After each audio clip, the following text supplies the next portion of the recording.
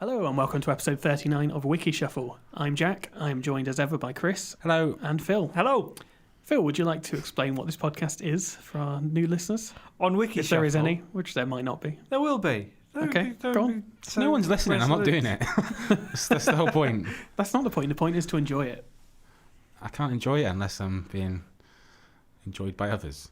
Has that ever happened before? I don't know what that meant. If a podcast's broadcast in a woods and there's no one to hear it, Exactly. does it exist? Phil, yeah, tell us what happens. We're going to press the random article button on Wikipedia, and whatever comes up, we're going to talk about. Okay, let's do that then.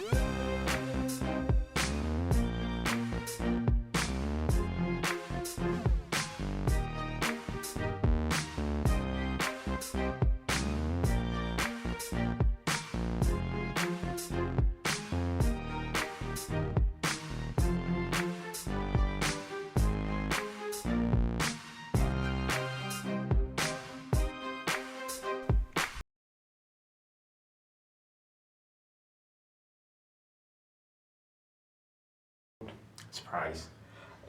Discombobulation. Yeah. We were very confused. We very nearly missed the ceremony. We were getting bigger. We were at the bar Yeah. when they were announcing the nominees. We didn't know we were doing that. We're not rude. It did come across rude though. It did come across rude. And we literally stepped into the auditorium where they were holding the awards as they read out the name Wikishuffle without skipping a beat between us entering the room and us going up to collect the awards, which we had no idea that we'd won. And yeah, it could have turned out very differently. Yeah, badly.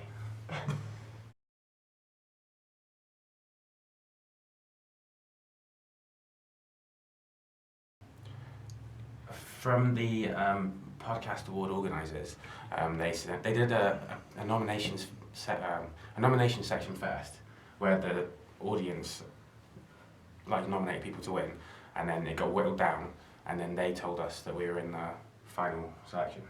Yeah, so we spent a good 2 months shamelessly scouting for votes and nominations from all of our beloved listeners, and they were kind enough to do as we asked. So we got through to the final 3. At that point, it became 50% votes and 50% judges' decision. So we really didn't know where we were going to end, and we were up against some really top competition as well. So to get the chance to actually win on the inaugural Podcasters Award was fantastic.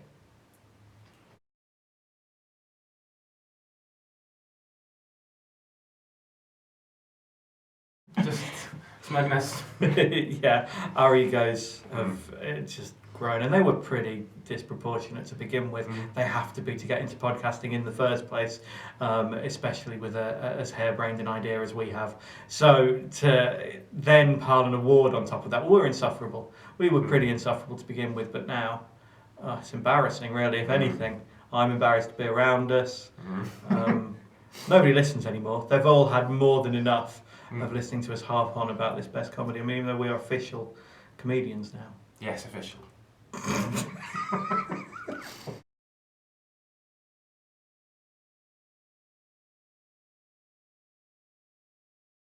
Well, it was Jack, who's one of the hosts on the podcast. That's our third wheel, so we can call him Third that because wheel. he's not here. Yes, that's it, yeah. It was his idea originally, and he said to me about doing a podcast, but the format was completely different. And then we did one with Phil about 6 episodes in, and that worked really well. And the first podcast was too difficult, so we gave up. Too much like hard There work. was too much work involved, so we started this one, which was Phil's idea, and it all went from there. So. The problem with podcasting and the way that it exists, and I say it's a problem because it's not, it's also the why podcasting is so wonderful, is that there are so many people trying to do it at the moment, which is a fantastic thing, and I encourage it and I applaud it, and I would encourage anybody to go out there and have a go at podcasting because it's so much fun and it's so easy to do. However, the problem is that there are so many podcasts out there, all of which sound exactly the same and centre around the same few topics. And it was really important to us to not do that. And a very simple idea, which the most shocking thing about it was that nobody thought of it before, was to rely on the random fate of the universe in deciding where we go and what we talk about and what we do. And that's encapsulated in the very simple tool of the Wikipedia random article button, which is what we utilise.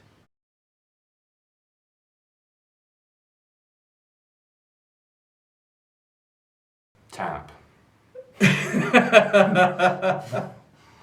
Jack is our presenter. He's on holiday at the moment, but he introduces, and he's the one with the professional radio voice. Yeah. And then we two lark around in the background. Mm. We press the random article button. If anybody's not familiar with Wikipedia, then they've obviously not written an essay in the last 15 years. But Wikipedia is the encyclopedia of everything in the universe. And it has within it a facility for selecting an article completely at random. It's just a button in the top left-hand corner of the home Wikipedia page.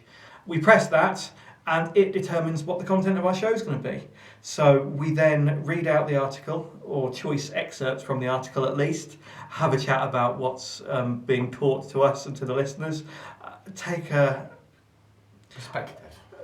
Yeah, we joke about what's going on, but we try to keep it respectful. Sometimes murders come up, so tonally it shifts all over the place, and so from that point of view, it's we have to be respectful for the content that we get. We've had more than one atrocity turn up on Wikishuffle, and obviously it's not best practice to pepper that with toilet jokes. We keep the toilet jokes for elsewhere.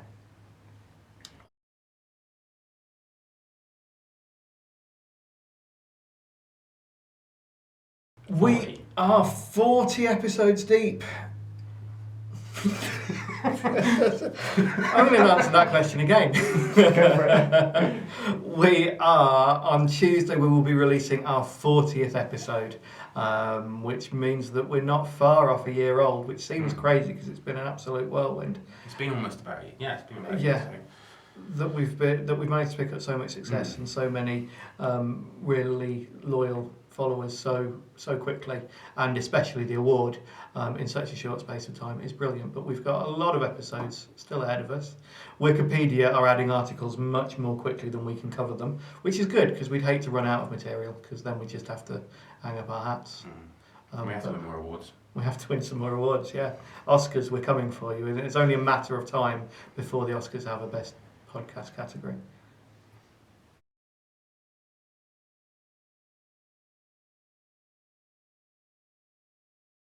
Yeah. No, we do. I enjoy it. Yeah, we love podcast. It's such a wonderful thing. It's so different from any other form of communication that exists out there at the moment. I made a joke on this week's podcast about how I'd made a mistake reading something out, and I can't remember what the mistake was, but my comeback to that was, it doesn't matter, people only want podcasts for background noise, so we'll leave that mistake in there and move on. In reality, nothing could be further from the truth. I can't think of another medium out there at the moment that has such an engaged audience and such a participatory feeling about the way that it's run, because it's done on a volunteer basis, because we're doing it just for the love of it. Nobody's making us do this. We're not turning up for a day's work. We're not being scrutinised. We've not got advertisers to worry about. We've not got budgets to worry about. It's everything that we just want to do. And audiences love that because they feel as though they've got a personal involvement and a personal sharing of what's going on. And we love that too. And long may it continue. And hopefully we can grow that fan base and involve ourselves with more people, and that they might find what we've got to say half interesting. Attention is what we're after. Yeah, but that's what it boils down to.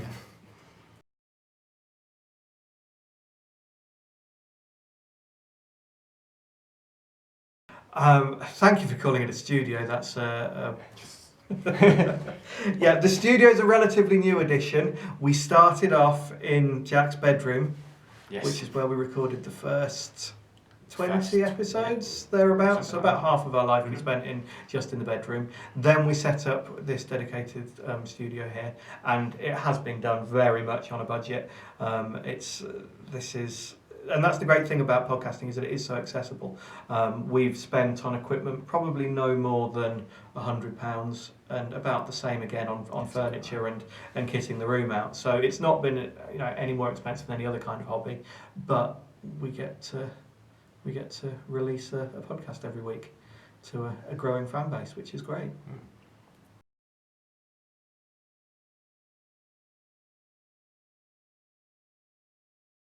Oh, Facebook, Twitter, anywhere that downloads audio. It's only a few years ago this wouldn't have been possible, and it's because of the sheer number of access points that people have got that we can have listeners in North Africa, and we can have listeners in Jamaica. Jamaica, the Bahamas. That we've got following there, which is an amazing thing, and it blows my mind every time I think about it. But it's only because of those technological advances, and it's continuing to be easier. It's still, in some cases, not as easy to listen to podcasts as it should be. But I think that we're on the cusp of that really changing, and there'll be more devices available, more methods and ways that people can listen, and we want to be there when they do. And it's nice to be able to connect with the audience directly. I mean, it's so much easier now, just through Twitter, to speak to people that do listen and get feedback from people. It's always nice to hear what people are thinking about what we're doing. Praise again. Here you go.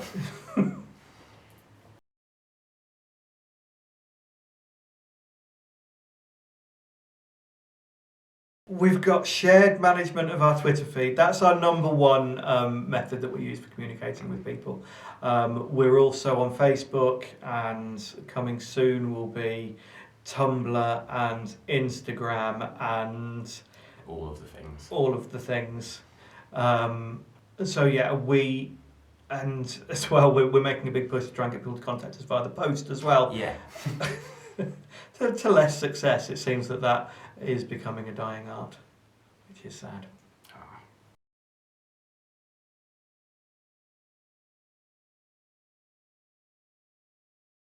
We'd like to think that we've got on the podcast train quite early, but in actuality, there's a lot of people out there that have been doing it for a good few years now.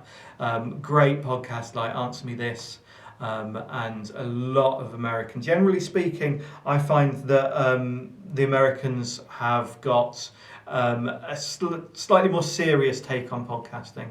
I think a big part of that is because we have such a rich radio tradition within the UK, which perhaps isn't as significant in America, that we've always been used to listening to audio, and particularly serious audio, in how well catered we've been there. So in America, things like This American Life and the podcasts that have been so successful there really are plugging a hole that existed in what radio content was already available. Whereas it seems a lot more hobbyist in the UK, which I think is great. It's that personability that our style certainly lends itself to. It's all about the relationship between us as the presenters, and hopefully people getting to know us a little bit. Yeah, I mean, one of the big draws to it for us, what made us change the format from the first time we did podcasting, was it's nice to have a personality-driven podcast, and that's something that I think is probably our biggest drive to doing it, getting to have our own personality come across and interacting with people that way, as opposed to just, because it would be easier for us to just read out Wikipedia articles, but we don't do that. We inject our own. It would get quite tiresome quite quickly. Yeah. And likewise, we have to steel ourselves against running along just speaking about things that we want to talk about. There are a huge number of nerd and geek culture podcasts out there, which our personalities would lend themselves to, and podcasting is a wonderful medium. Is a wonderful medium for letting those kind of fringe communities have a voice where they're perhaps underrepresented by mainstream media. But the downside of that is that you get a lot of podcasts that end up sounding exactly the same and that cover the same small corner of what the world has got to offer, and we didn't want to end ourselves in that trap. And hopefully we haven't, and certainly the feedback we've received is that we managed to avoid that pitfall. So far.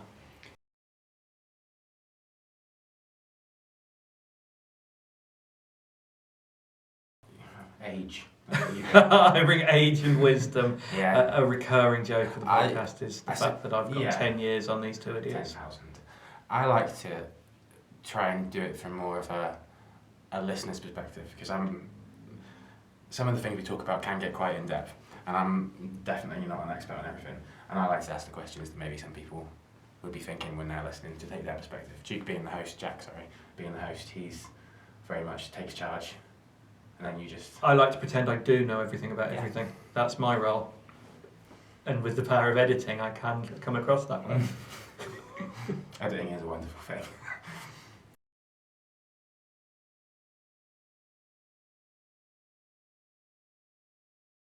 Jack is our technician. He does all of the recording and editing, and we work to a very strict timetable, which has worked really well for us. And it's not in any of our nature at all to have stuck at it as methodically as we have done. So we record once a week, and then we edit over the course of the following week, and then release on the Tuesday. So record on a Wednesday, edit over the week, and then we all get to have a listen back before we go live with the podcast on a Tuesday, and that way works well for us.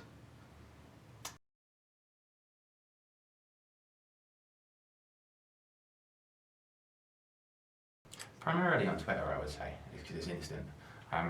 We do tend to get instant reaction the second we put something up within the first couple of days. And we've not really had any negative feedback yet. No, we've had a couple of people tell us that we giggle too much. I make no apologies for my giggling. But that was really early doors, wasn't they? And the thing about podcasting, if you do find a voice that isn't quite gelling for you, move on to the next one. We can't cater for everybody. We haven't got sponsors to satisfy. We haven't got, we're doing the thing that makes us happy, and that's what drives us.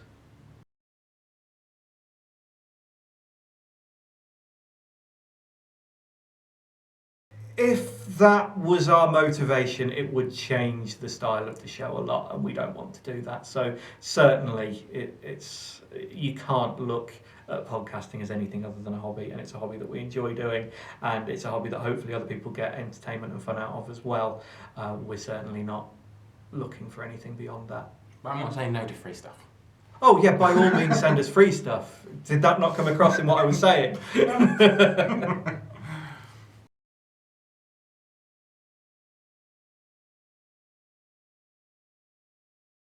Radio and podcasts are two totally different but complementary things. There's a reason why so many of the top podcasts in the UK, at least, are lifted directly from radio shows, and that reflects a similarity in their tone, but the delivery is definitely different. The relationship with the audience is different, and the expectations are different.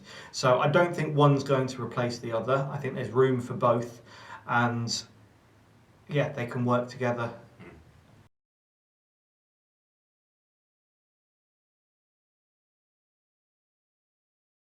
Again, it's something that would restrict our freedom in terms of the language we can use, the considerations that we have to take, and being answerable. We get to be completely in our own control here.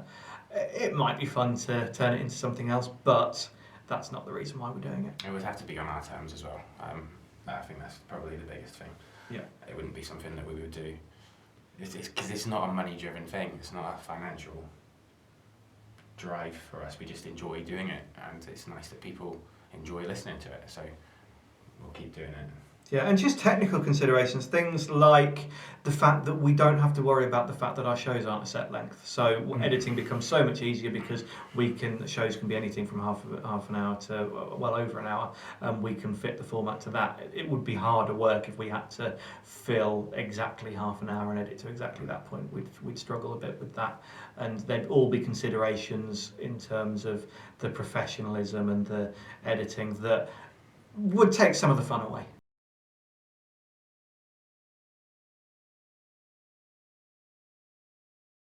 Editing is absolutely key. You can tell a good podcast from a poor one by the quality of the editing that's going on there. Too many are just a stream of consciousness where everything makes the cut, and we can't let that happen. As much as it would make our lives a lot easier, the way that the podcast gets rounded out is the stuff that you choose to throw away. And we're not always in complete agreement about that, and sometimes stuff makes the cut where I think, oh, we should have left that out, and vice versa. I remember I said that really funny thing, but it didn't make the cut. I would say, on average, about 60% of what we record makes the show.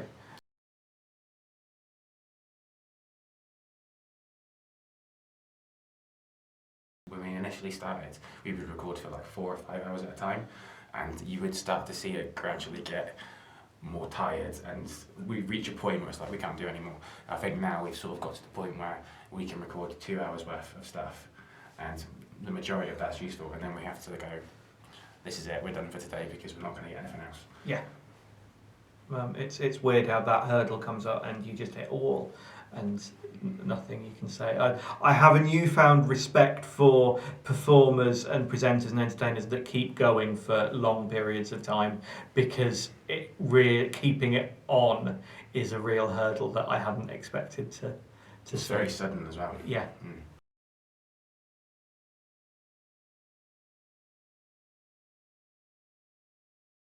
So you can find Wikishuffle at wikishuffle.co.uk, where you can listen to all of our episodes straight through the web player there. Because listening to podcasts is very easy, which a lot of people still feel a bit fearful as to how exactly you'd find them, which in the early days it was tricky. But these days there's lots of means, and straight through our website you can listen.